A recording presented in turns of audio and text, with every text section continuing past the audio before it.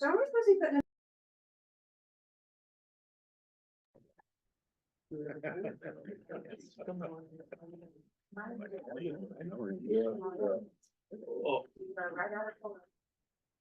All right, good morning, everybody. Good morning. Good morning.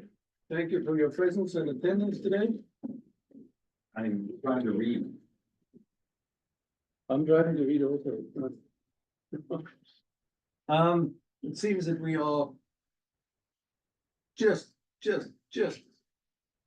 clearing the hurdle for quorum today. Perhaps some of the other members will still join later. It's a busy time of the year as everyone tries to close down, I suppose, the work of the year. And it may be that some of our board members are all busy people are unable to make it today. So I think we can proceed with our meeting, looking at our agenda. Couple of topics that will be worthy of discussion that I look forward to. Good morning. Good morning. As we want to start our meeting with our usual process, asking for a moment of silence, I would also like to note with great sadness the passing of Councilwoman Carol Beers, who really has walked with very heavy footsteps in our community. Good morning, colleagues. Welcome. I'm sorry, I was impatient to start. That's okay. While we have our usual moments of silence of private thought and prayer, let's also give a thought to her and to the family.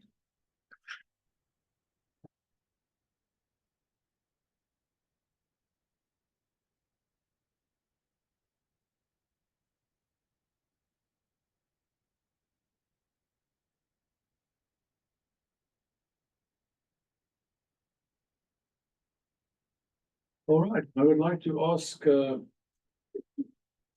CEO to lead us into the Pledge of Allegiance.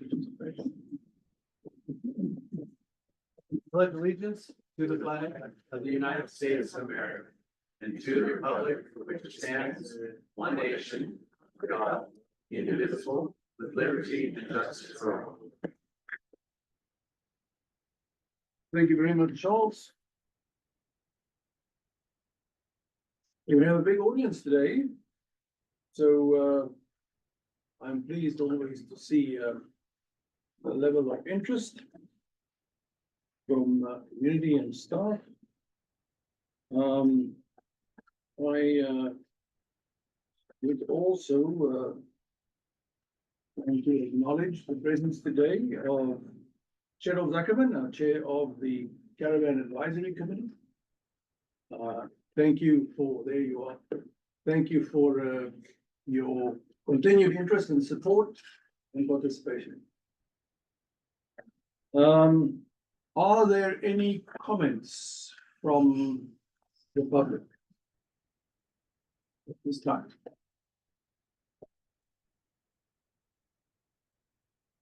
All right, maybe Anthony. Then I think that we would go to recognitions. Yes, thank you very much.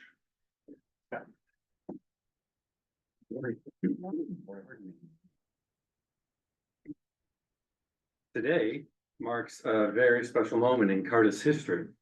While typically we honor one individual with our Ambassador Award, sometimes extraordinary circumstances call for extraordinary recognition. The events of December 7th have shown us what it truly means to be a part of the Carta family. When fire threatened our beloved Lookout Mountain Incline Railway, we witnessed something remarkable. Our entire Incline Railway team didn't just do their jobs, they became heroes. I want to talk to you about Director Matthew Higgins and Assistant Director Houston Dude, who showed incredible courage by taking fire hoses down that 72-degree slope to fight the fire directly. Think about that for a moment. A slope so steep, it's known as one of the steepest in the world.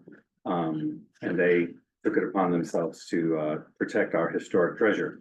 But this story isn't just about two people, it's about an entire team that worked tirelessly from Saturday morning until Tuesday, fighting not just the flames, but the persistent smoldering that threatened our railway.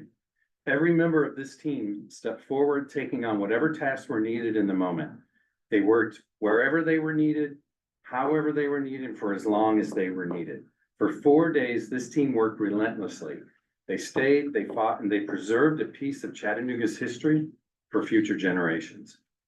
Each person played a vital role in protecting this 129-year-old landmark that means so much to our community. That's why today it gives me great pride to present the December 2024 CARTA Ambassador Award to our entire Incline Railway team. Each of you exemplifies what it means to be a CARTA employee, putting service above self, showing unwavering dedication to our community, and working together as one team when it mattered most. If you would please stand and stay standing as I read your name to receive your Ambassador Awards. Daryl Baker.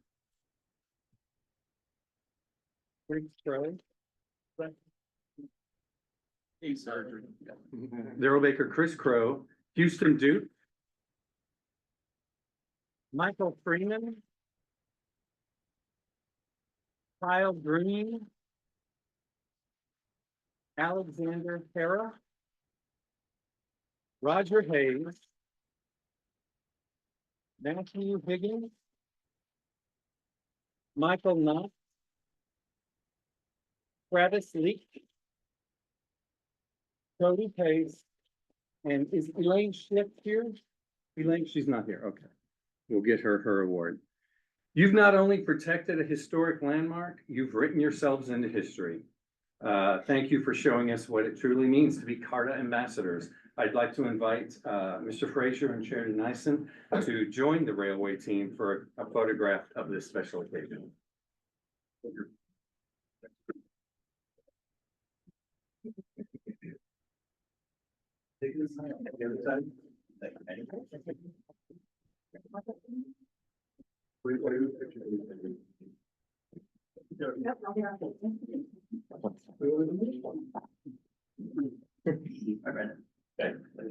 Let's do one here.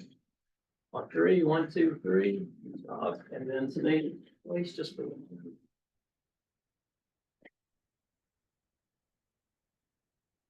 Hold, please. Perfect, thank you.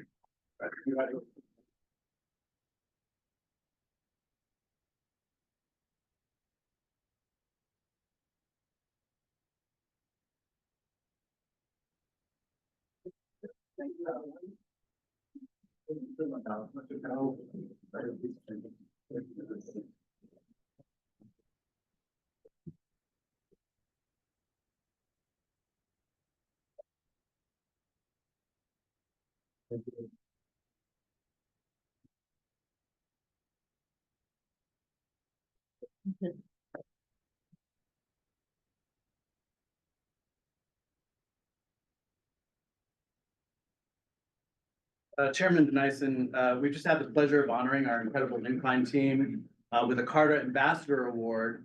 Their dedication and teamwork has been truly exemplary these few weeks. However, we are not quite done with the celebrations today. There's one more individual whose extraordinary leadership deserves special recognition. In times of crisis, true leaders emerge, they inspire, they act, and they protect what matters most. And recently we witnessed such leadership in action, and it's only fitting that we honor it with a new CARTA recognition. Board members, I'm thrilled to announce the inaugural Pinnacle Leadership Award. This award represents the highest echelon of leadership within CARTA, a standard of excellence that inspires us all. Matthew Higgins, would you please come to the front?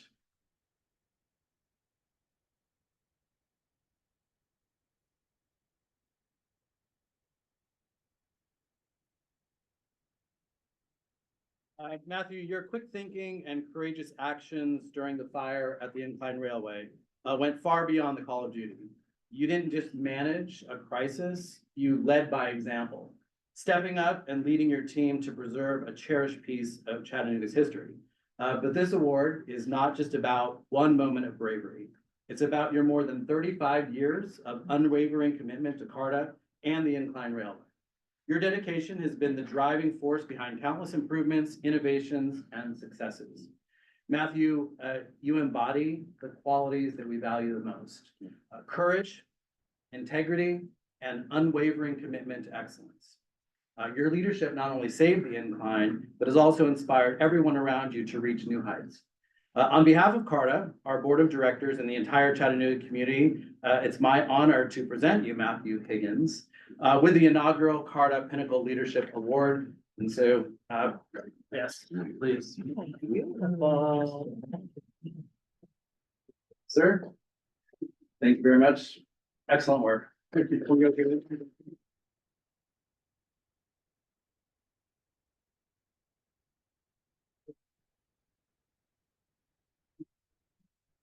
Ready, 1, 2, 3. Thank you. Right, thank you.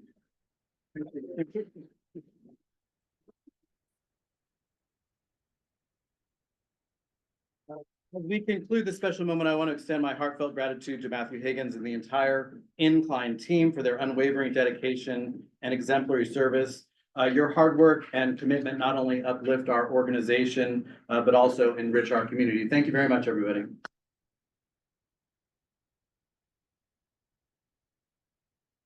I'd like to add a few comments of my own, focused on acknowledgement, recognition, and gratitude. You have made a remarkable contribution towards preserving a cultural heritage for our community. And that requires digging deep when times are challenging, and when they were, you were all there, willing to walk the extra mile. I would like to express my personal appreciation, but also on behalf of the board of CARTA for an outstanding task, commitment, and dedication to duty. Thank you very much.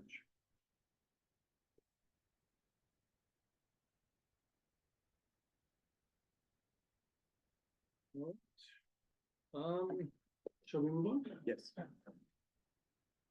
Our next topic is adoption of the minutes as circulated. Are there any questions, corrections, or comments to the minutes?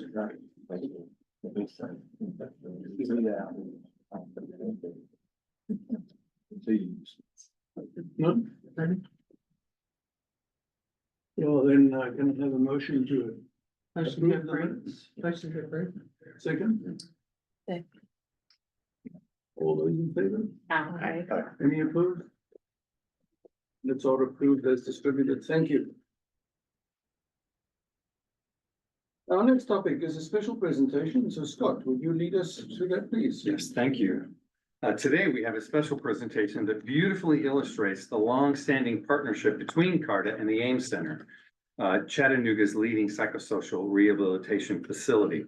For many years, CARTA has been proud to support the Ames Center's mission by providing essential transportation services to their members, helping ensure they can access the center's life-changing programs and services.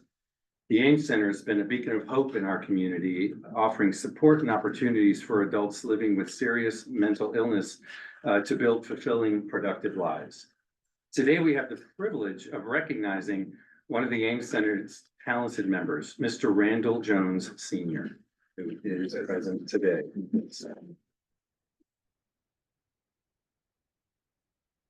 Born in Washington, D.C. and a Chattanooga resident since 1973, Randall discovered his artistic passion in the 4th grade, finding beauty and possibility in everyday materials. His journey has included work in culinary arts and various establishments, including Erlanger Hospital. But his true calling has always been his creative expression. For the past 2 years, the Ames Center's art studio has been a sanctuary for Mr. Jones, where he channels his artistic vision into paintings, relief constructions, and sculptures. His latest work, which we're honored to receive today, is a striking assemblage piece depicting our historic Incline Railway, which these events coinciding are not related in any way. This artwork demonstrates Mr. Jones's remarkable ability to transform ordinary materials into extraordinary art, a talent he's cultivated since childhood. We're particularly grateful that the artwork will be on loan to Cardiff for the next 6 months as we work diligently to restore and reopen the Incline Railway following the recent wildfire on Lookout Mountain. This piece will serve as a powerful reminder of what makes the Incline such a treasured part of our community's identity and history. Please join me in welcoming Randall Jones Sr., along with Leandria Naylor, Program Director of the Ames Center, as they present this artwork to Cardiff.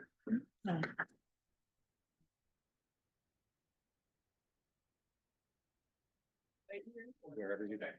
So I just wanted to kind of tell you all a little bit about the Ames Center, and then Randall will speak a little bit about his piece and his creation of it. So the Ames Center, we call ourselves a clubhouse, and we are organized by people, for people living with serious mental illness.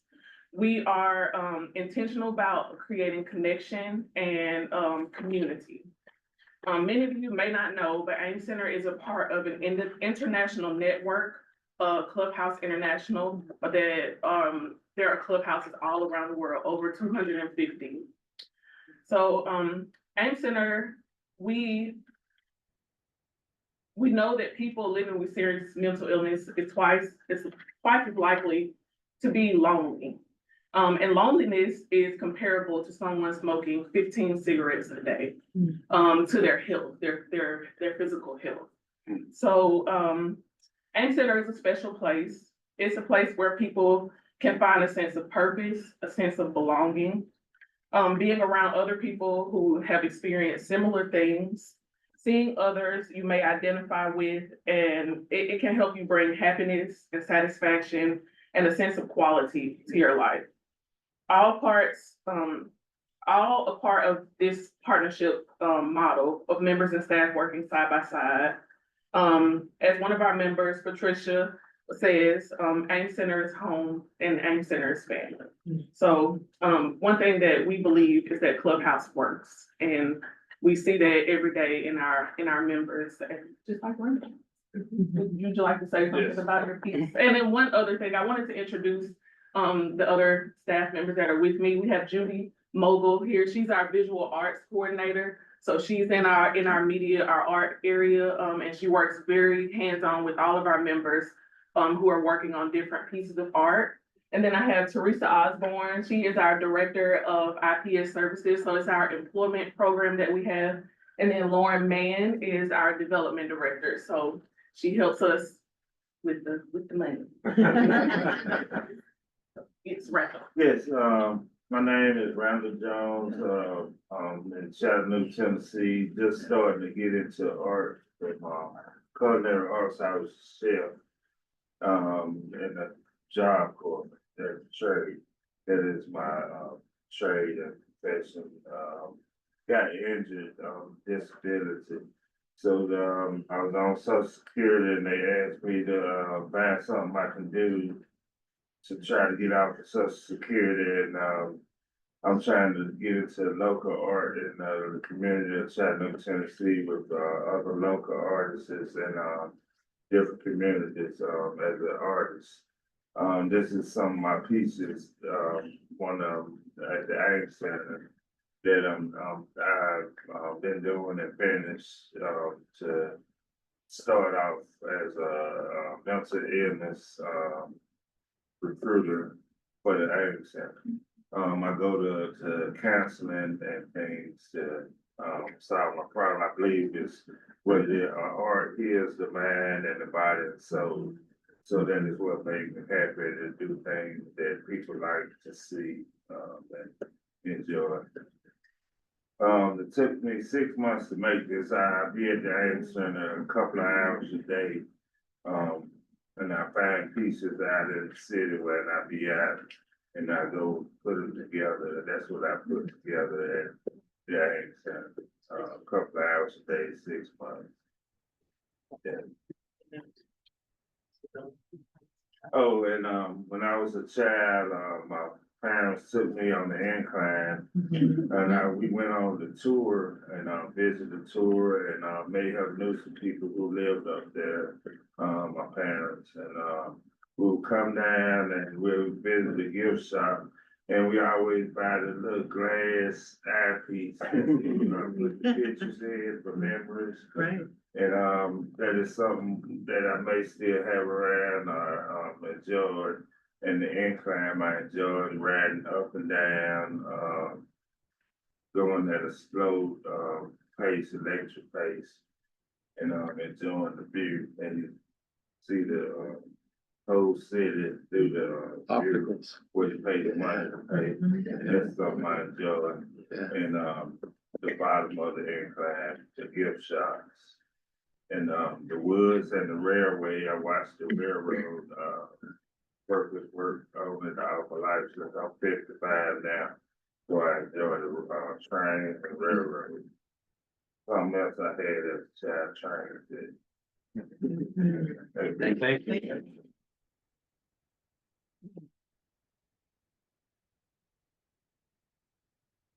Thank you very much, Mr. Jones. Mr. Chair, if I may, just for the board members, the art piece is actually out here in the hallway, so when you're leaving today, you can see it. And then also just a big thank you to the Ames Center. We have a lot of clients, caravan clients in particular, that utilize the service to get their fixed route as well. So thank you for being here today. Thank you. All right, well done. Can we move on to the CEO report, please?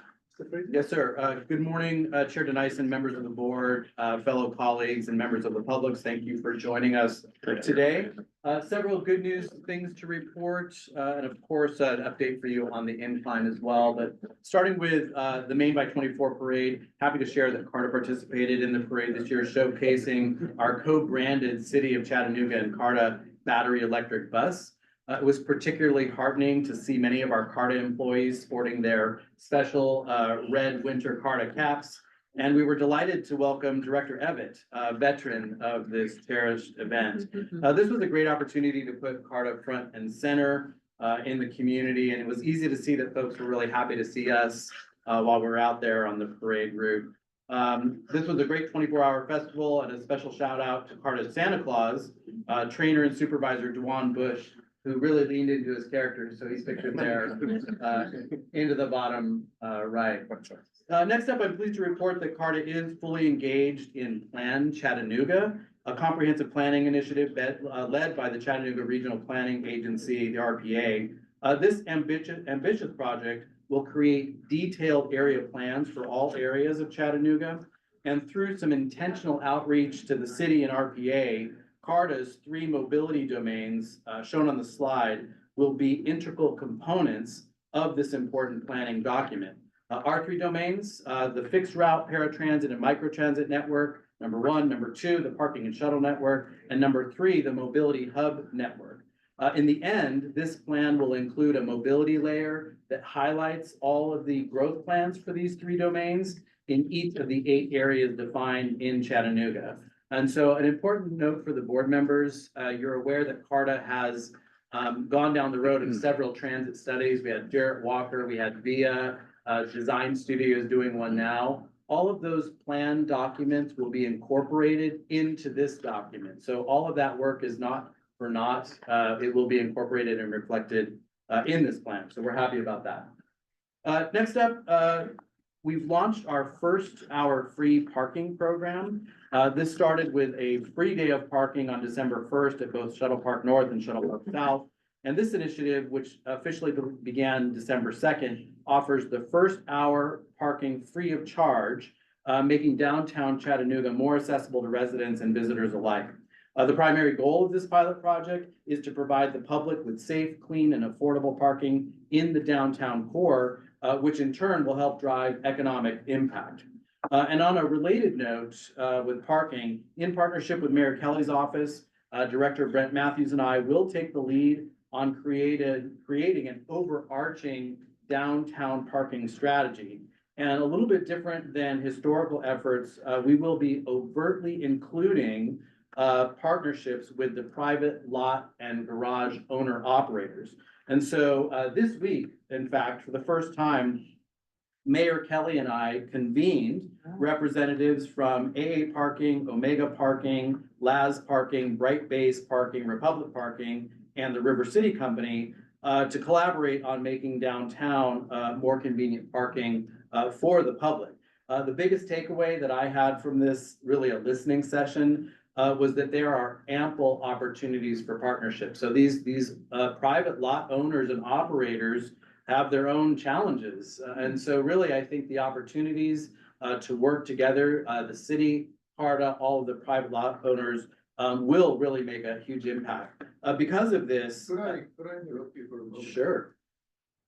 I'm curious to hear what those challenges, some of those challenges might be that he's not up in this space. So it's, the question is, what are some of these challenges? And so this was the first initial go around. They're experiencing some of the same things we are. Signage is a problem. The requirements of state law have recently changed, and navigating, having to spend money on signage.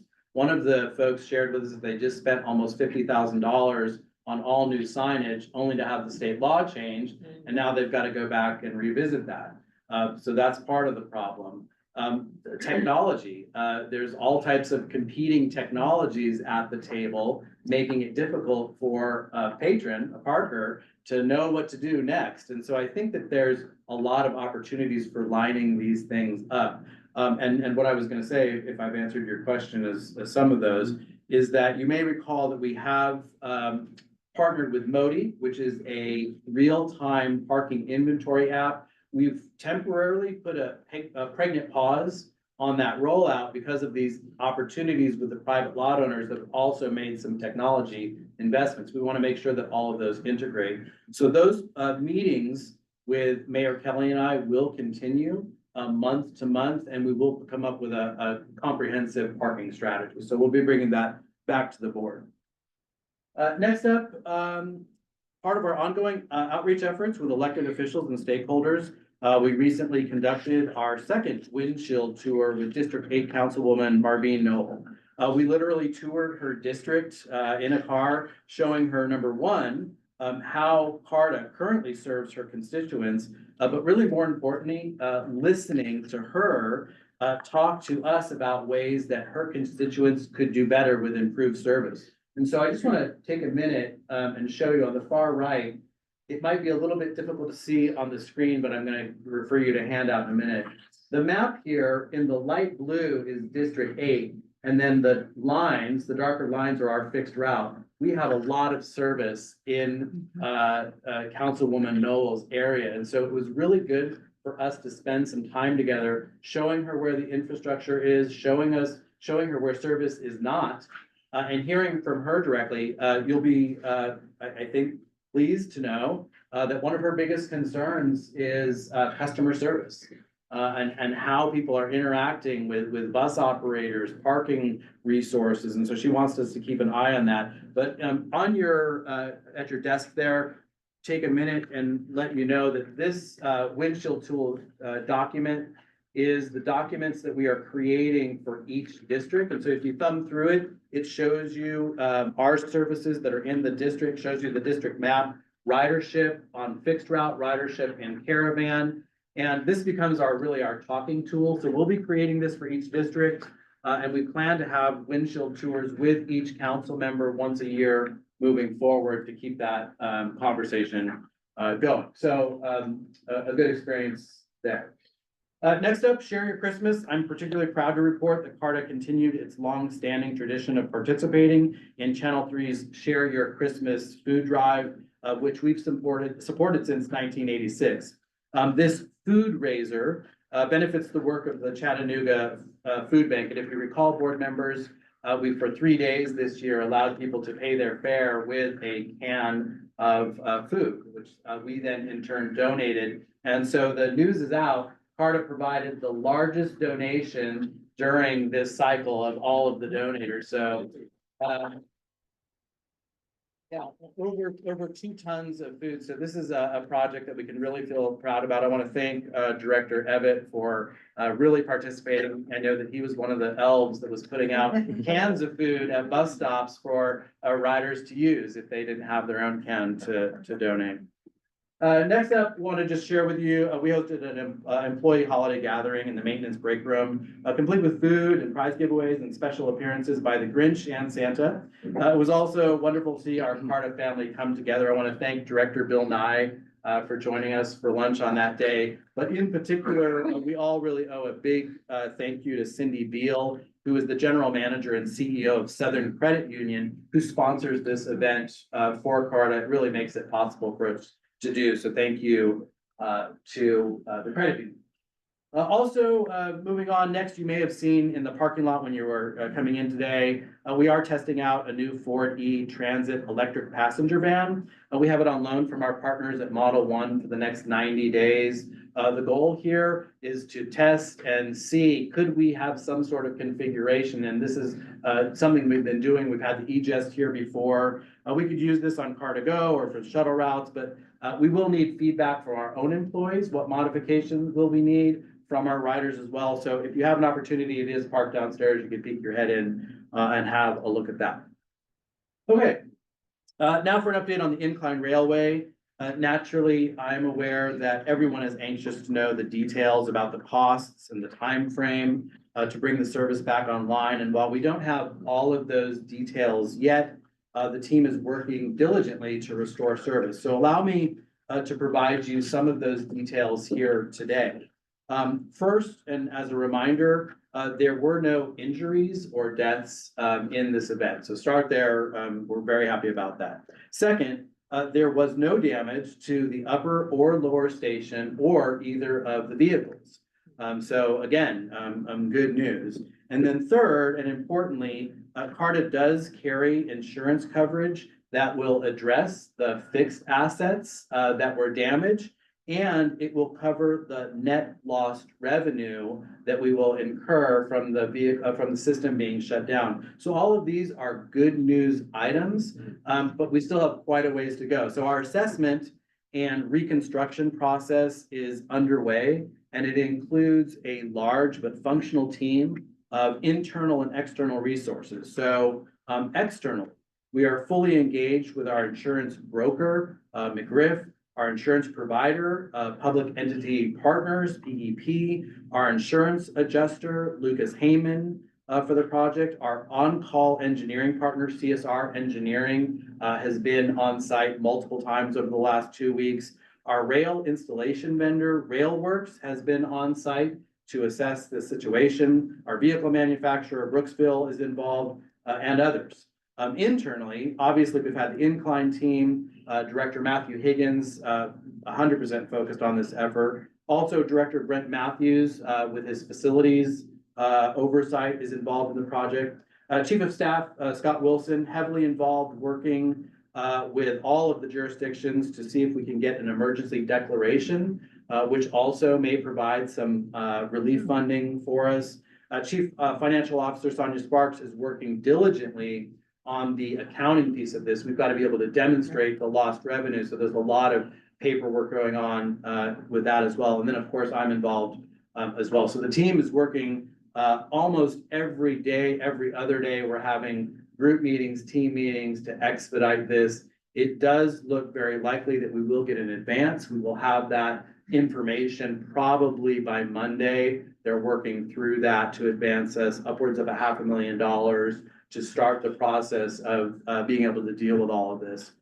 Damages, and really it's our ongoing inventory list, include about 1,100 feet of rail that needs to be replaced, over 200 rail ties, and the associated guardrail timber needs to be replaced. Excuse me.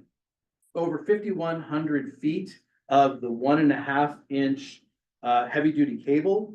Replacement costs for the rail and timber have not come in yet. You can't go buy this at Home Depot. We've got to have it manufactured. So we are still sourcing vendors for that. The replacement cable cost is just over $85,000. The board will see that in an emergency procurement as part of your procurement report today. That is a long lead time item, 12 weeks just to manufacture the cable for that. So we wanted to get that order in. That will be paid for with insurance or recovery funds. So you'll see that today.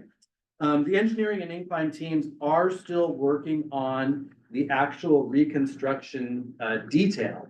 How are we gonna get equipment up the side of the mountain to this kind of precarious place where the rail fire took place? And then how are we moving the cars themselves without the assistance of the cable? So all of that is an engineering task that we're working on, and so those pieces are coming together, but we don't have the final time frame yet. But what we certainly know is that it will be months, not weeks, and so we'll continue to keep you and the public very well aware of our efforts. I would just say, suffice it to say, we're working diligently to bring the system back online safely and as quickly as possible. And then finally, and I'm happy to take questions after that. Finally, I just want to share this awesome blast from the past. This is a wonderful piece of Carta history that we recently discovered in an article from an old employee newsletter from 1987. And this particular edition of the newsletter, called Around the Barn, featured none other than Director Bill Nye. And I just wanted to, number one, I think it was great to come across this piece of history, but I wanted to give a personal thank you to Director Nye. During the incline incident, I found myself with needing information, and I kept calling Bill, you know, Director Nye, I need information on this and that and the other thing. And so thank you for being available to me when I needed you most. I really appreciate that. And Mr. Chairman, that concludes my CEO report. I'm happy to provide any questions or address anything in the other. Well, I'm impressed that you have managed to retain your full mop of hair all the time. And the Others color. are struggling with it. If I could only keep this the same color. Right. You were a handsome young man, weren't you?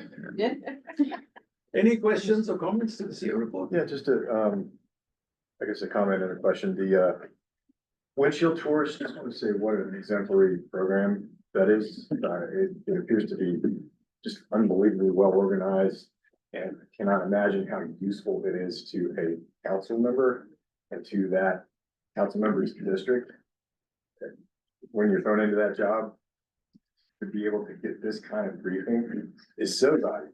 And obviously it serves Carty's interests as well, so very well done. The question I had about the incline was, obviously we want to get things back to where they were as soon as possible, and people have done an amazing job up to this point. Are there any opportunities to get us beyond where we were? Yeah, the answer is, there may be. There may be, and we're working through those details. I'm gonna give you a couple of specific examples. So, getting beyond where we were, could include something like, we have on our capital, 5-year capital plan, there is a planned replacement of another section of rail, not where the fire was, another section of rail in 1.5 years. It would be great if we could address that replacement at this time. And so that's something we're looking at. Another improvement is a stand pipe or drive pipe system that could be run down the rail as a fire suppressant in the future. So yes, we're looking at anything and everything. What we're navigating is the timing of procurement of additional rail for that rail replacement. Can we get it done, or does it extend the time that we're offline, which puts the insurance coverage for revenue at risk? So it's really a complete partnership with the insurance company, with our team, with the engineering team, to go through the base assessment. We have to we're covered to replace what was there, and then look for any opportunities that doesn't somehow risk us going beyond what we would be covered for in lost revenue. So it's a little bit of a balancing I act. think that makes sense. On the other hand, common sense would suggest that when you try to do the procurement all at the same time, you might do it more efficiently. And you will need to go dark at some future stage, 1.5 years from now anyway. So you need to work out these trade-offs, which I'm sure you're gonna be working on. That's what we're working, yes, that's exactly right. So those are the things that we're working on. So yes, that's happening. And then just one note about, thank you for the comment about the windshield tours. I just wanna let the board know. It's quite a lift, as I told you during kind of my first year here, it's to get all the data together, get it cleaned up, get it organized. I want to give Philip Pugliese, our Director of Planning, some kudos. Brandon, Meredith, our Communications Director, a lot of kudos, because to pull this information together, it's difficult for us, but we know it's really important, and we're very happy to do this. To me, this is the work of the work. It has to be done for us to be very intentional with all of our elected officials. They need to know what they're investing. Do we have more windshield tours planned for the new year? Yes. I hope as I liberate my own work schedule, I'll be able to join some of those so that I could also become educated. Yes, but both, so yes, sir. What we can do, as a reminder to the board, we have the windshield tours, which are a little bit more intimate. It's one-on-one with a council member in a small minivan or a vehicle, and we're, going through the details, and we're driving through the district. We also have the transit tours, which is on a big bus. The last month we did one with the board for the launch pad. So I will make sure that the board is aware of both of those opportunities. They'll happen monthly going on. So I'll make sure that everybody's aware so that you have the opportunity to do the job. Excellent. I have another question on the incline. You've answered one part on the potential use of fire suppression system. And my next question should not be misconstrued in any shape or form as criticism. After all, this has been like literally a once in 100-year event. But my question is, are there other learnings that we've made from this unfortunate calamity in terms of fire prevention or keeping brush away from the tracks or anything like this? The short answer is yes, we always learn from any event that takes place, but I'll provide you with some specificity. First, the board may recall that at my request, we convened in April the fire rescue from Chattanooga and first responders from the county, and we did a mock rescue, and Director Nye was with me, and that was the first time that had ever been done in this community. The goal was to familiarize our first responders with the very unique situation that is the incline railway. We had round 2 of that the Tuesday, Wednesday, Thursday before the fire. Fire rescue was there, and everybody was just refamiliarizing themselves with the lay of the land. And so everyone was familiar. So number one, the lesson learned is continue that process. As it relates to clearing bush and whatnot. A big lesson, and I want to thank our legal team for helping me work through and navigating the very complex history of who owns the land. So there's quite a bit of misinformation about who owns the tracks and who owns the land beneath it and what the owner or the easement owner is allowed to do. And so I have now very good information about who owns the land. It is CARTA beneath the tracks, and that will give us the opportunity to be a little bit more aggressive with the clearing of brush and whatnot. But here's the game plan. What we plan to do is what I refer to as a hot wash.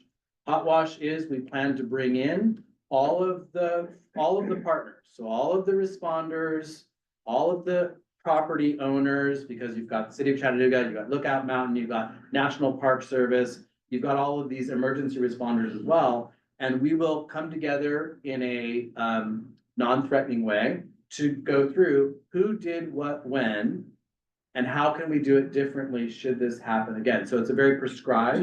But it's about collaboration, right? It's about collaboration, exactly. So the answer is, will we learn? Yes. We're already learning, but we will formally document the process through a hot wash that has not been scheduled yet. Well done.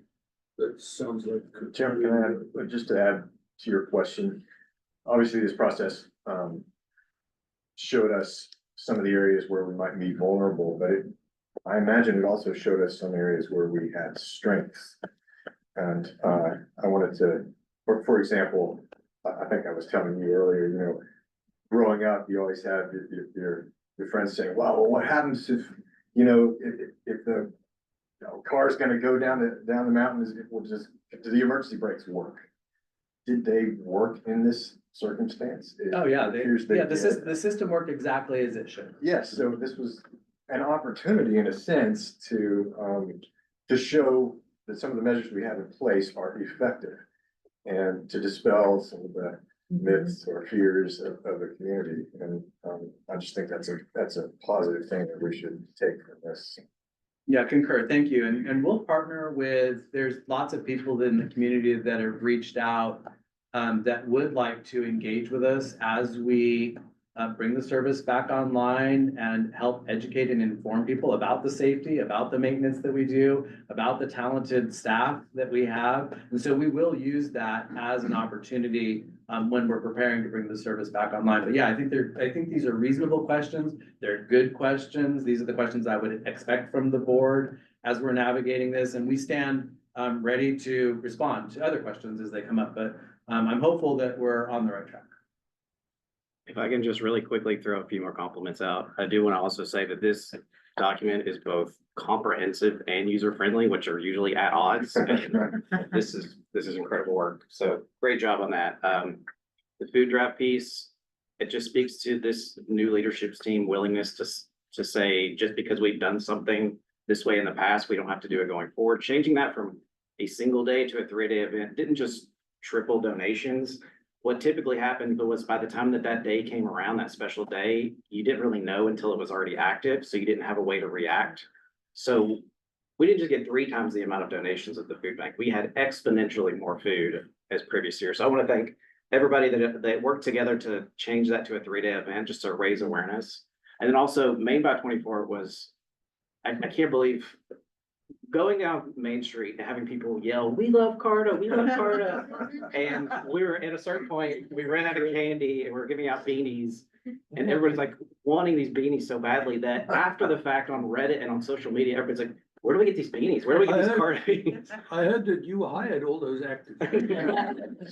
I was blown away. So if you get the opportunity next year, it was so much fun. And it is clear that public perception has shifted around Carta and public transportation in a way that I just did not expect. So just thank you all for all of those days and all of the events, everything you put into it. Great, thank you. You know, as I'm listening to you, Corey, I'm just reflecting on a year of progress. And that just captures it all. So worthy of note. I have one more question. Do we have an anticipated reopen date? Like a celebration, like for the class? We don't, so we know for sure that the cable will take 12 weeks to manufacture, another 3 weeks to install. But there's some unknowns about how that cable install goes because the cars aren't where they're supposed to be. Number one. Number two, we're not clear on the availability of the rail and whether or not it needs to be extruded especially for us, or if it is living somewhere. So those details are, we have quotes out to people now. They haven't come back in as of this morning, but this is kind of a day by day thing. So we don't have that information yet. My hope is that we're open as soon as we safely can be open. But it would be in the spring, hopefully before summer. And then signage, website updates, how is that being? Yeah, that's a good question. So we're updating, we have a through our marketing contract, the website itself is updated. We will continue to update on the websites as information comes out. So, you know, for the first time, we do have dedicated comms to tell that story as we go along. And I do think, so ideas are coming all the time, but I think there are opportunities for STEM learning and interaction with students and come and see this aspect of the system coming back together and the community engagement. So I think that as we, once we're kind of past like the managing the insurance and ordering things, and the actual engineering plan to put it all back together, we can start thinking about the communications and creativity part of it, but yeah, we're in the thick of it a little bit right now. You gotta make it happen first. We gotta work through those details first, but yeah, that's a good question. Yeah. Yeah, well, it was certainly a challenging event that frankly, I'd say partially thanks to the good team's efforts that we recognized earlier, it could have been a lot worse. Been a lot worse. So we are grateful for that. Can I just ask out of ignorance, the tracks themselves, are they the same profile as a normal railway line, or is there something unique about them? There's the gauge is probably specific to the gauge is specific, so it's not, and there's different gauges in rail as well, so we have a specific gauge that we need. Good. So you can't go uplift some track in the middle of the night elsewhere? We can't go steal it, no. Can we use your car to pull it up the side of the mountain? If we, He has several. if we can get it. All right. Well, thank you for that comprehensive report. You're welcome. Charles, we take that for information. So moving on to our consent agenda, which has been distributed. Questions, comments from the board? No? No. You look. No? Surprise? Well, I'm going to disappoint you because I have some. I noticed, one of our very few revenue sources is parking. And now parking is turned loss making. So the revenues are behind budget. And then when we roll in the shuttle, it gets worse. Do we understand why revenues are behind budget? Given that we're only starting our discount parking offer from January, I was kind of intrigued that November already and year to date is not showing great numbers. Any comments to that, Sonia? During the month, it was under budget $17,000, and that was due to a decrease in lots and enforcement during the month. Were you looking at just the revenue numbers or the overall? Well, I'm looking at the overall, and I've got it started on the components. You mentioned enforcement, and please, again, I know that we've been through this a long time ago, but I forget.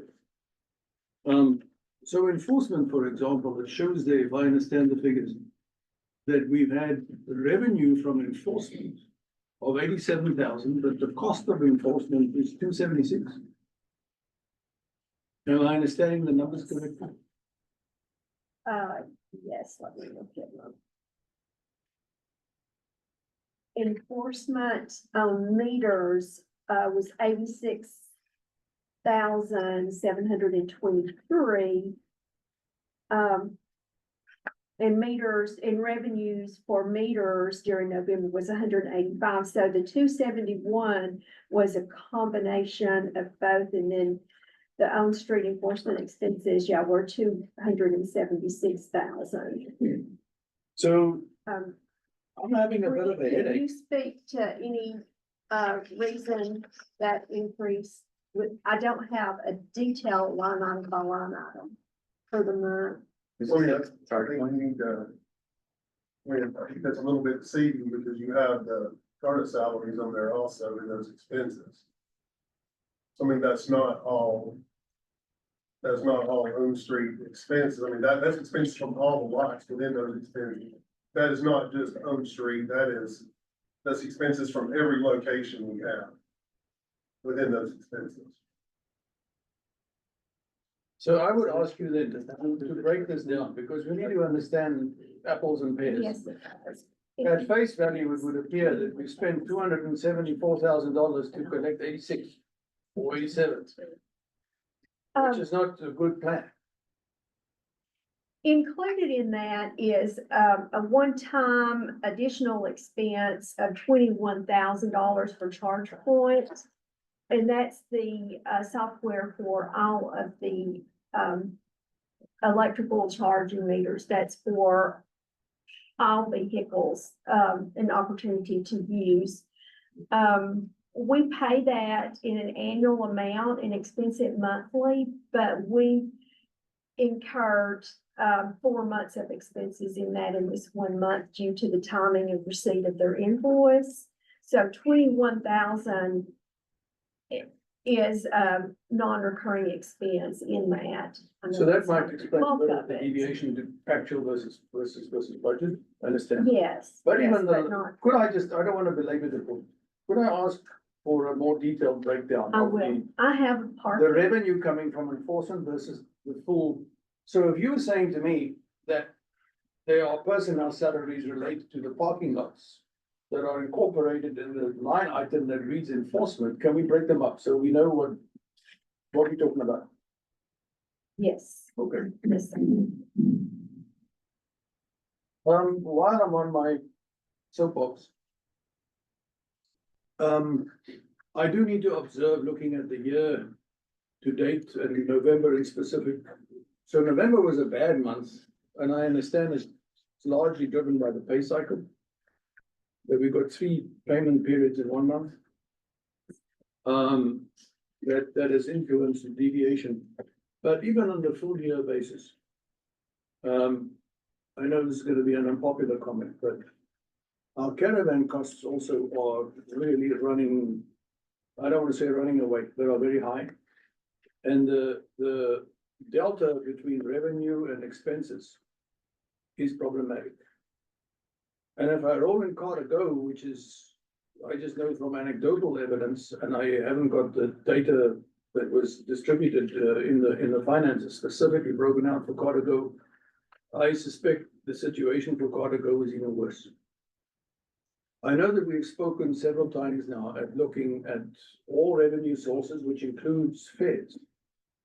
And I would simply ask that we accelerate taking this very detailed analysis in terms of the long-term sustainability of our services.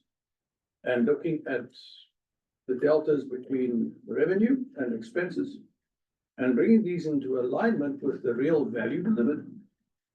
And then Charles, by memory also, I know that we serve some potentially communities outside our defined area. That we also make sure that if we continue those, that we're able to also tap into some revenue sources to help support them. I don't want to keep admiring bad numbers. We need an action plan to address them. Is my request. Yes, so, Mr. Chairman, we will take your request, in the following order. We will verify and do an analysis on the parking things so that we can actually tell the story that's happening, so that you have eyesight on that.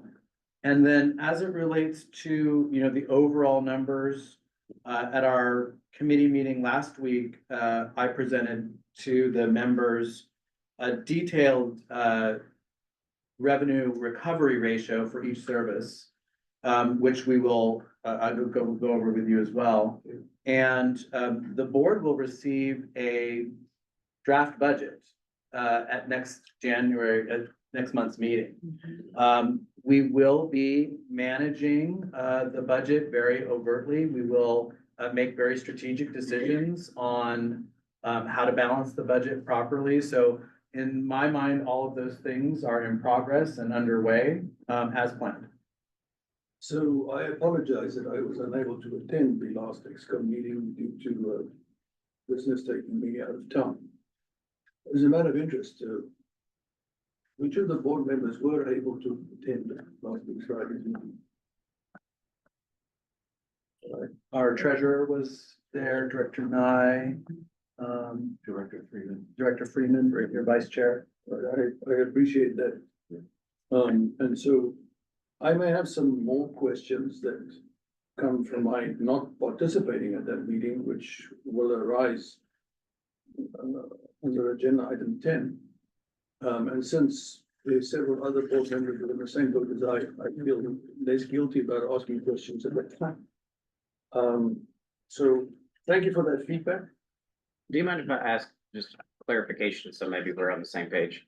When it comes to caravans specifically, and maybe we're just looking at it differently, that is a service that we know to operate at a loss. Oh, yes, I Yeah. don't expect it ever to be different. And so we're actually, actuals to budget, we're actually doing better than we anticipated.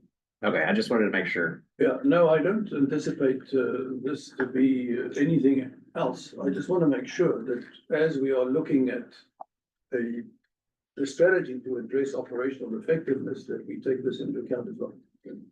It's a very necessary service, and quite clearly will be our most expensive service. I just want to make sure that we are taking a look at that as we look at the other things. Caravan is a cornerstone of our service to the community.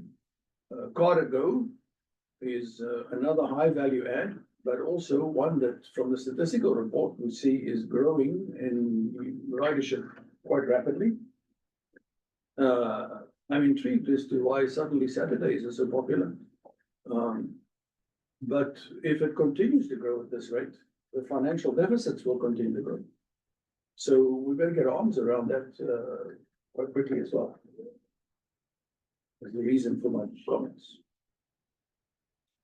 Any other questions, observations on the consent agenda? Finance? Can I have a motion to approve financial report as presented? Motion to approve. Second, Second. all in favor? Aye. Any opposed? All right. It is approved, financial report. Thank you, Sonia. Comments to the statistical report or questions? Motion to approve as presented. Second, Second. all in favor? Aye. Any opposed? That's, this is a report. Approved as presented. Action items. Item 10, procurement, any? A lot of money out there, Amy.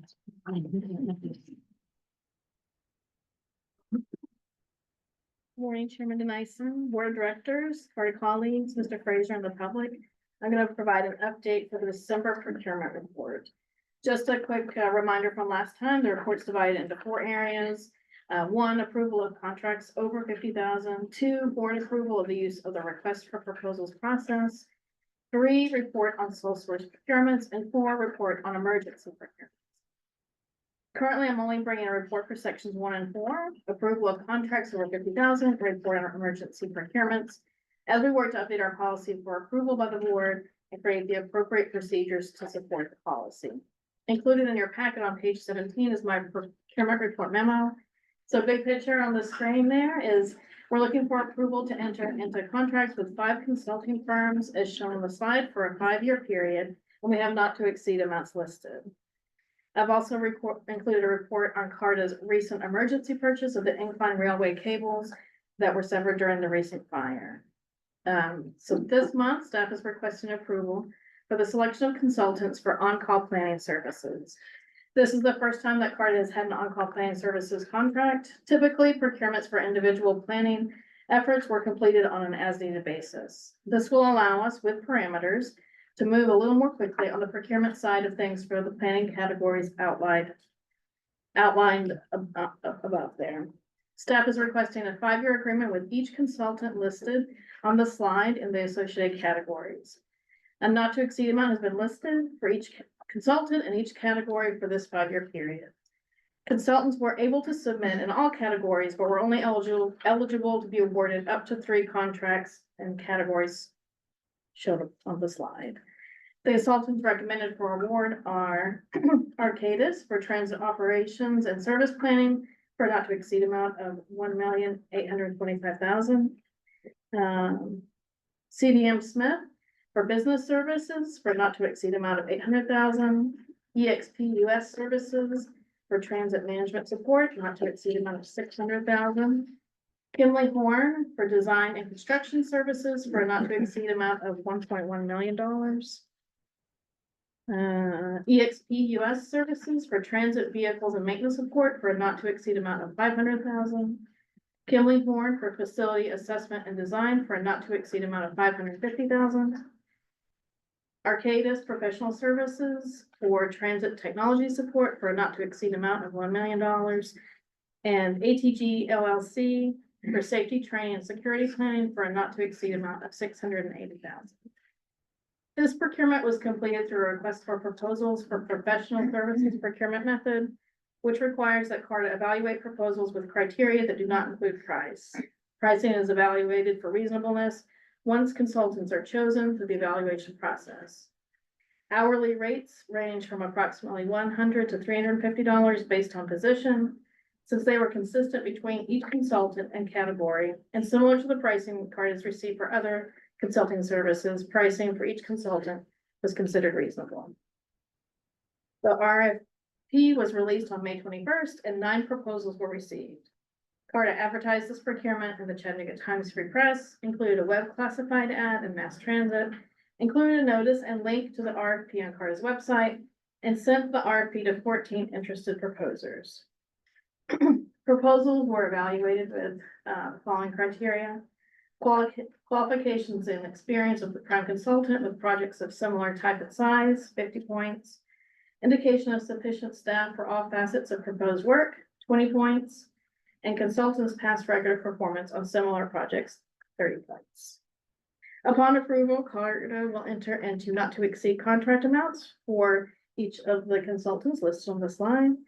CARTA currently has $2,442,500 in Federal Transit Administration funds for various planning projects. The not to exceed amount applies to the 5-year period, and the board will approve yearly budgetary amounts through the capital budget approval process. CARTA will utilize section 5307 and recently awarded transit-oriented development funds from the Federal Transit Administration for the funded portions of this project. FTA provides 80% of the costs, and CARTA provides 20% through its local capital budget. CARTA will use a combination of federal, state, and local funds for any planning projects that are currently unfunded. A DBE goal of 5% has been applied to these contracts as there are sub-consulting opportunities associated with this work. And that kind of concludes the on-call planning services piece, and I'll start discussing a little bit on the emergency procurement.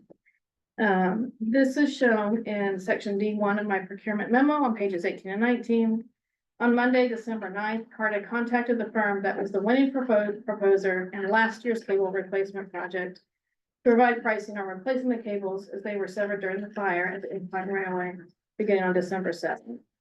Due to the long lead times and urgent requirement for the cables, this procurement was processed as an emergency procurement. A purchase order was provided to Ashley Sling Incorporated on December 11th in the amount of $85,470. This is the same cost as the cables that CARTA ordered last year. The lead time for delivery of the cables is approximately 12 weeks. CARTA will utilize insurance proceeds or emergency relief funds if eligible for this procurement. And to summarize, we're recommending that the board approve all requests related to procurements outlined in my memo. This concludes my report, but I'm available for any questions.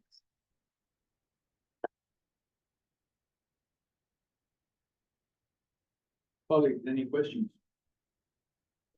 Just one comment. Thank you all for coming up with the on-call contracts. I think it's important for you all to have those in place and that you're able to move when business requires it. I know it took a lot of lift to get all that together, but I appreciate us having that in place so that we're able to move the business of CARTA as needed in the future. Thank you. Motion to approve procurements. I have a couple of questions first, that's all. I'm sorry. Sorry. I was not at the meeting, so perhaps I'm not involved. My first question is, for the benefit of myself, but also the other board members who are going to the meeting to discuss it. Why are we doing this for a 5-year period? 5 years is kind of typical for what we do for any of our service contracts, and that will allow us to not have to go out every year or every years. It'll give us more flexibility and ability to have consultants at our disposal during that time. And the compensation would be locked in for this period? That's correct. And the significant expenditure amounts that you're tabling here, they remarkably exceed even my beer bowl. Those are limits that you're asking the board to authorize. But there will be a budget planning process that will have to first secure the availability of funds That's correct. before expenses can be incurred. Is that correct? That's correct.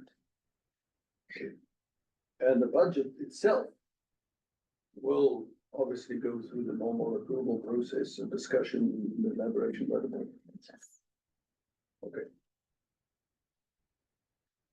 All right, then I understand that. Now, some of these activities is like first time for Carter, isn't it? Absolutely. Yeah. And I have a question on the one, just for my understanding, is that one of the consultants are for design and construction services, not to exceed 1.1 million. Are we anticipating design and construction services in our near future? If I may, what we tried to do and what's standard across the transit industry is to set up consultants that we might need in the next 5-year period for anything that might come about in our world. So for example, in the design and consultation piece, we already know that we need a downtown transfer center. We know that we need mobility hubs. We've been awarded over $600,000 of FTA grant funding for a study of TOD work, which includes raised stations and shelters. And so while we don't know exactly what that project might be, the strategy is think ahead for what we might need over the next 5 years. When we win a grant, when an opportunity comes up to buy a property, when an opportunity is needed for design and construction of something physical, that we don't then have to first start what would become a 6-month procurement process. All this is the procurement piece, the mechanism. So that if we have an opportunity, we can react nimbly.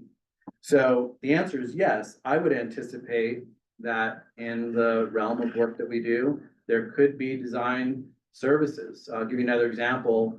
Currently we have battery electric buses in the same barn as diesel buses. That's a safety issue. So I plan to design a separate area for electric buses. I think that's a near-term thing that needs to be done. So we probably have 4 to 5 projects in the near future that would need these types of services. All right, I understand. So by approving this request, the board would be enabling Carter leadership to literally have consultants on standby. But triggering work that is gonna go to those consultants will be dependent on a downstream of that budget approval process and expenditure approval process. I got it. All right, then I'm clear on it. Thank you very much. Allow me one clarification, just so we're not miscommunicating. The board's already approved some budget things. There's a capital budget that's already been funded. Some of that includes, I think, expansion of shelters, 8 to 10 shelters. Some of that will need design and design services. So there's already in the existing capital budget funding that the board has approved, that now we have once these are approved, we've got mechanism to go to start that work. Similarly, the board approved in the budget funding for a customer satisfaction survey, which we haven't done before. Now we'll have a mechanism to go and use that money, but we don't have to then first start when we come to you with another 6 months to think about, procurement. So this is the way that we're gonna get things done. All right, very good. Treasurer, you support? You satisfied? Treasurer here. Yes. There you go, secretary. I forgot, I get confused. All right, thank you for answering my questions. Are there any other comments? All right, motion to approve, Motion to approve. second, Second. all in favor? Any opposed? Approved. Thank you. Thank you, Daniel. Our next topic is a cost of living adjustment. Administrative employees. Good morning, Chairman, Directors, Mr. Frazier, and visitors. I'll be reviewing item 10B, the cost of living adjustment for administrative employees, which is in your packet as item 10B, page 20. This action aligns with CARTA's strategic imperatives of fiscal accountability, efficiency, and transparency. You have approved a performance appraisal review for administrative staff. This is the first year of receiving feedback from supervisors for our staff in an effort of fairness to give employees opportunities to make adjustments based on this feedback. And for comparison purposes, year over year, this first year, we are asking for approval of a 2% COLA increase, while going forward, performance appraisals will have an impact on wage increases. Approval of this item will allow CARTA to provide a 2% increase to 35 administrative non-union employees, excluding members of the executive leadership team, the management leadership team, new hires as of July 1st of 24, and those that have received pay adjustments as part of the 24 reorganization. The effective date will be January 1st for this increase if approved. The most recent wage increases for administrative staff were a 2% increase effective July 1st, 23, and a 2% January 1st, 24. As you recall, the negotiated union contract allowed for a 4% increase for union personnel in this fiscal budget year. The fiscal impact is $44,000 annually and is within the scope of the budget. So do you have any particular questions? Any questions? No. Seem to be the only one who has questions. No, go ahead. That's been the dumbest thing. No. We spent 3 hours in committee, so all of our questions were answered. Teach me. It was a long day. I'm curious, on the one hand, we are very, very aware of the fiscal constraints that are our reality. On the other hand, of course, all the members of the CARTA team face very real personal fiscal constraints with inflation and increases in cost of living. If we have agreed that a fair increase for our unionized workers is 4%, how come the world is different for administrative employees? If I may, Please do. thank you. I'm sure you have an answer. I do.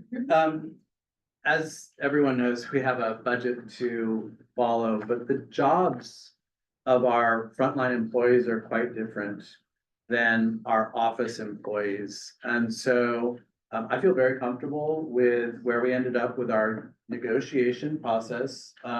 When we were comparing with similar jobs in this community and other transit similar jobs, mechanics jobs, bus operator jobs, that's appropriate for us to stay competitive. Internally, my observation, and so I'm gonna say two things here. We haven't had the human resources that we need to do a proper pay analysis for every single administrative role. But on an average, for the job specifications that we have, we are at the market rate for most positions for Chattanooga. And so, because the past practice had been an automatic wage increase every year, and at this board's direction, we have implemented a performance evaluation process that will go into play next year. But what made sense from the limited evaluation that we did of the job titles. We're at market rate, a 2% COLA adjustment was within the budget and appropriate for where we are today. So that's staff's assessment. In the future, we have some additional resources available to us. One that the board just approved, which is business consulting services, that will allow us to, on a on specific job titles, every single one, do another analysis. And then if there needs to be further adjustments, we would bring that to the board. All right, that makes complete sense. Thank you. I noticed that the management team and the executive leadership team has been specifically excluded. I suppose the same question I have pertains to these folks.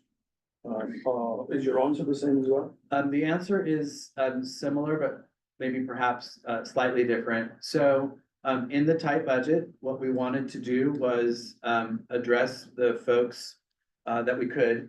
The people that were excluded from this, the executive leadership team, the management team, new hires that were brought on at a particular pay since July 1st, and employees that received pay adjustments in the 2024 reorganization. So there were some minor pay adjustments.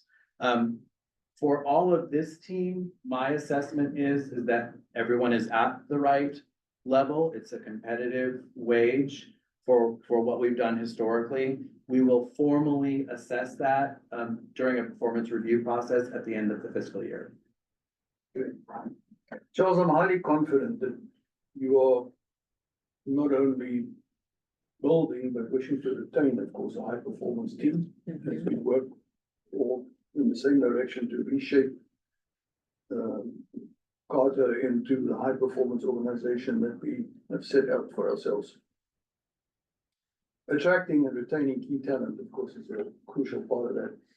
And market competitive compensation is an integral part of that ability. So if you assure me that you've done this sort of market benchmarking, then I am satisfied. I would only comment that as we move into the sort of performance appraisal system and all of these things, that it's going to be important that we also direct, albeit limited, funding to the areas that are running the hardest. That's how you build performance organizations.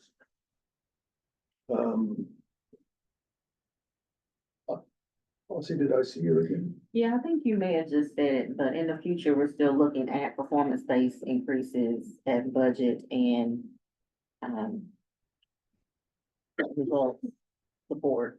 That's right. Okay. The board approved earlier this year, staff brought to the board approved a performance evaluation process, which we are following. So that is in play already for the next year. This is a stopgap to make sure that there's something for folks during this time that'll be delayed.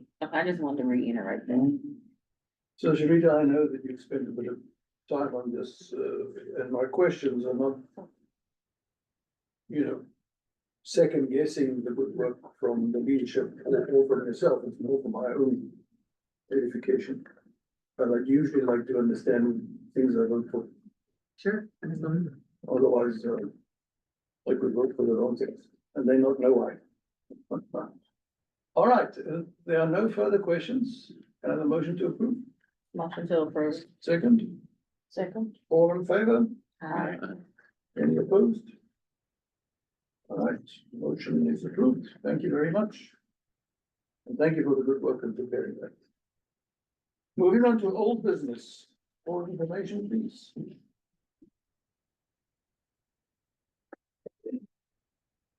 Good morning, Chairman Denison, Board of Directors, Carter colleagues, Mr. Frazier, and the public. On Monday, December the 16th, Carter launched a new mobile app called Token Transit. The Token Transit app allows riders to easily buy and use bus passes directly from their smartphones. The key features of the app are works with Apple and Android systems, purchase and use electronic tickets on mobile devices, easy validation for bus operators, no cash exchanges, all major credit cards and cash app accepted, valid for fixed route, Car2Go, and Caravan. You can purchase passes and send to friends and family via the Token Transit website. We've developed various marketing tools around Token Transit to educate and inform both our internal staff and the public. To help train our staff, we've created an instructional video currently playing in our driver's lounge and will equip drivers with printed cards and handouts with simple instructions on how to visually validate passes. Token Transit has been launched to the public via a press release along with multiple social media posts. Upcoming plans include face-to-face meetings with our riders, both on the bus and the bus stops, to help get the word out about Token Transit and its functionality. We've also created a first ever Carta-produced how-to video that has been shared on our social media platforms and our Go Carta website. This is the first of many educational resources we'll develop in-house aimed at ensuring our riders get the absolute best experience with Token Transit. In addition to our digital media, we'll also print brochures and rack cards, strategically placing them around points of interest in the Chattanooga area. If we can borrow 1 minute and 40 seconds of your time, we'd like to now show you our new how-to video.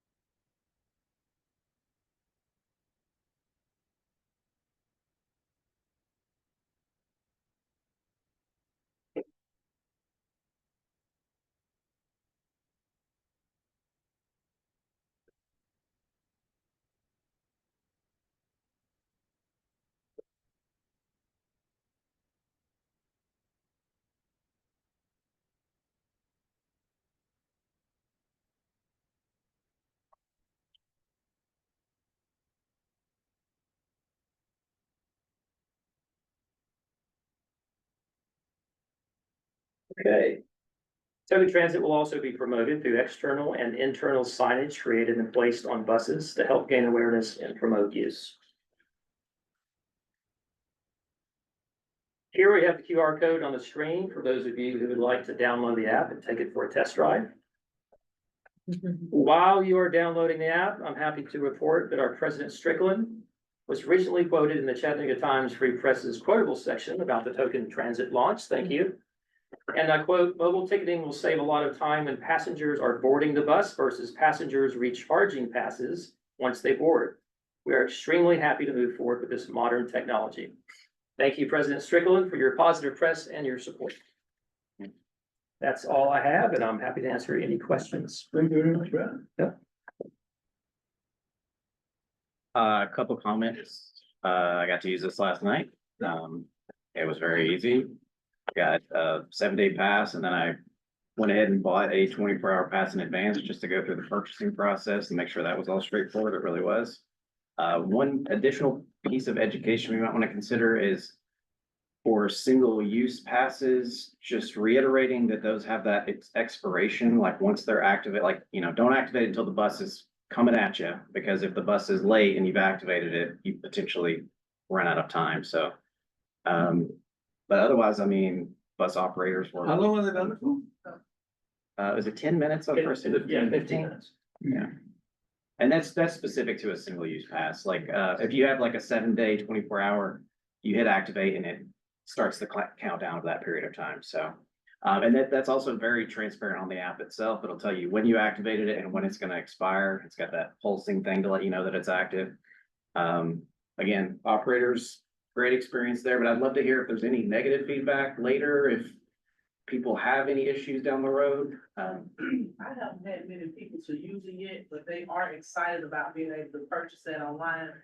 The positive side, if somebody expires, we already currently have those issues if a bus is late and that 24-hour cards pass, we have a number 9 key where we could check to see what time it expired.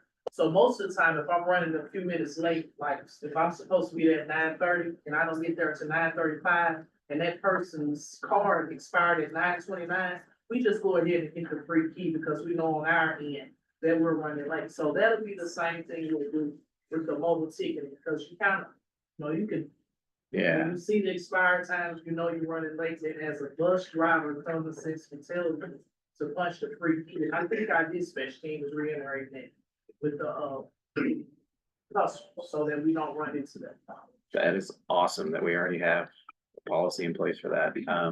Yeah, the other thing to point out, I mean, is that you can send passes to other people. So I think us as ambassadors in this room, if you got anybody interested, all you need is your email, their email, and then you just pay for it and send it. You can send a 1-day pass or 30-day pass or whatever you want to send. I think that's also going to be awesome going forward for social services. If there are places that want to give passes to their participants for their clients, this is way easier to do that. So I am thrilled. Again, no issues on my first time usage, and I'll just continue using it. So, great. So I looked at the app last night. It seems quite intuitive and easy to use. And as we just heard, Director Everett is reporting that he mastered the technology. So between the two of us, we can do it. It seems it's going to be easy for our customers as well. Do you have feedback from the Spanish speaking community? How are they receiving? We don't have it specifically, but as part of our outreach, we'll certainly incorporate that. So with no material in Spanish? All the material will be in Spanish. Okay. Yeah. Is it already? So yes, so we have a rack card that has English on the front, Spanish on the back. So it'll be positioned inside the buses. We'll do a full scan of everything and make sure that it's bilingual. It will be great to see in the presentation. Gotcha.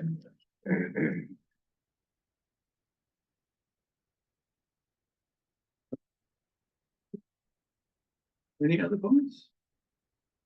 Thank you very much, Brandon. I think it's exciting topic. It moves us forward yet again and makes us more rider friendly. Are there any other hot topics at this time? Yes, happy holidays, everyone. Yes, thank you. You've just stolen my thunder. Oh, I've got one. Check out Carta's social media to see our fearless leader dancing in the parade.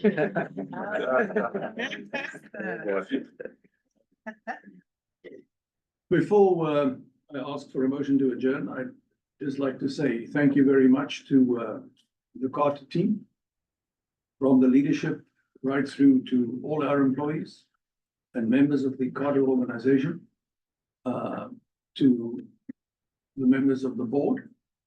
I really do think that we have made good progress this year, and we've moved the needle on a number of important issues, and we're also setting up the foundation for continuing that work into next year. As we draw to another busy year to the close, I would invite you to reflect on the year that's behind us, celebrate the successes, be inspired by the achievements, and being determined to address the areas where perhaps things might have fallen short of your own targets.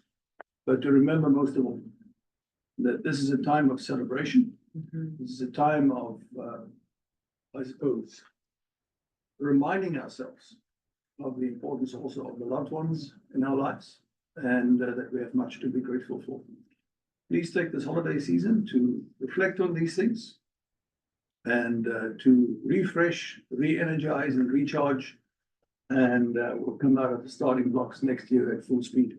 And I wish you all a joyful and blessed holiday season. Thank you. Thank you. Thank you. Thank you. Can I have a motion to adjourn? Motion to adjourn. Anybody opposed to that idea? Meeting adjourned, thank you. Thank you.